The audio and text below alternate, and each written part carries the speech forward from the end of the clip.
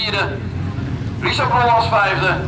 En zo is het een feit. Kijk eens, Brammetje Dikmans sluit gelijk aan met zijn 1600 bij de dikke 2 liter motor van André Lukke. Lukke, staat nummer 50 aan de leiding met de wat grotere Toyota MR2 met 2016 motor.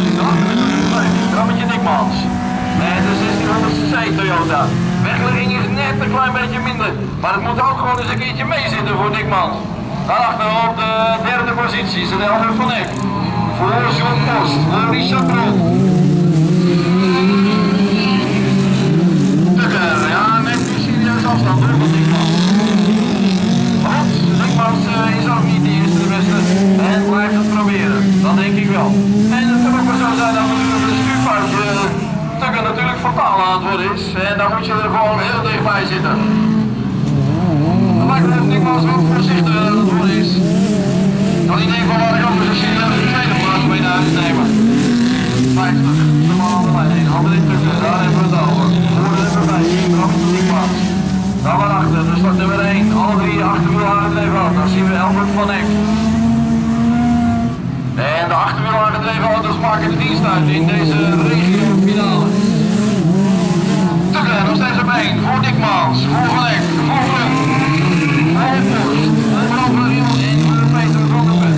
Maar dat zijn de twee hekken sluiten. Tukker, nee hoor, dat gaat hem niet worden voor Dikmans. Tukker begint al zijn laatste 2 rondjes, zo lijkt het tenminste. En lijkt hij nou zijn nog sterke mandjes ook de finale op zijn naam te kunnen gaan schrijven.